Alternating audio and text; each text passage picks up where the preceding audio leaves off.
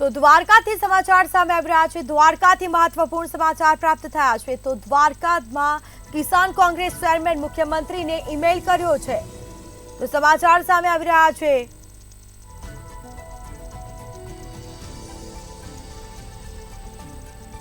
તો કિસાન કોંગ્રેસ ચેરમેને મુખ્યમંત્રીને ઈમેલ કર્યો છે। પાલ આંબલિયાએ સીએમને ઈમેલ કર્યો। વરસાદ પડ્યો ત્યાં તાત્કાલિક નુકસાનની સર્વે કરવાની માંગ કરી છે। દ્વારકા, પોરબંદર, જૂનાગઢમાં નુકસાનના સર્વે કરવાની માંગ કરી છે। આ સાથે પત્રમાં ડબલ એન્જિન સરકાર ગુજરાત મોડેલ પર સવાલ ઉઠાવ્યા। વિશ્વગુરુના સપના બતાવવાને બદલે ગેડનો પ્રશ્ન હલ કરવાની માંગ કરી। ગેડ પંથકમાં ખેડૂતો માટે સ્પેશિયલ પેકેજની પણ માંગ કરવામાં આવી છે। આ સાથે ધોધમાર વરસાદ વરસતા નુકસાન થયું છે અને તેને સર્વે કરવાની માંગ કરવામાં આવી છે। મુખ્યમંત્રીને ઈમેલ કરવામાં આવ્યો છે।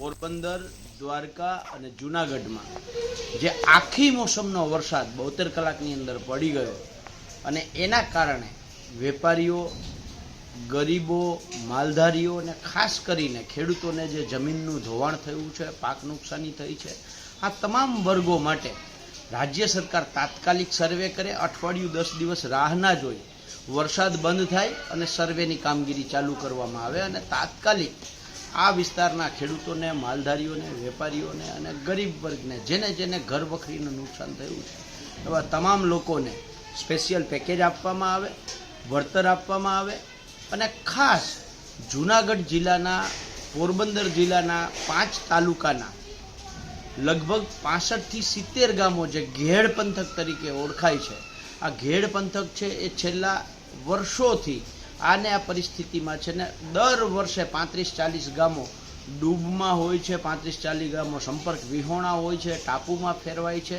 અને એક બાજુ આપણે વિશ્વગુરુના સપના બતાવીએ છીએ, બીજી બાજુ ડબલ એન્જિન સરકારની વાતો કરીએ છીએ અને ત્રીજી બાજુ ગુજરાત મોડેલના આખા દેશમાં ભરપૂર વખાણ કરીએ છીએ। ત્યારે સવાલ એ છે કે આ 45 ગામો દર વર્ષે સંપર્ક વિહોણા થાય છે અને આ જ આપણું ગુજરાત મોડેલ છે। એટલે રાજ્ય સરકારને નમ્ર વિનંતી છે કે ઘેડ વિસ્તાર માટે એક અલાયદું સ્પેશિયલ પેકેજ આપવામાં આવે।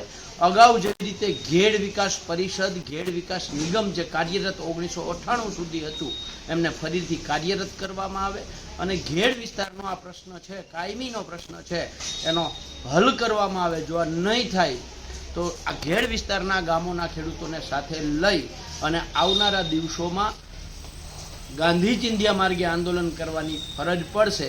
આવી બધી જ માંગો સાથે અત્યારે મુખ્યમંત્રીશ્રીને ઈમેલ દ્વારા પત્ર લખી અને માંગ કરી છે।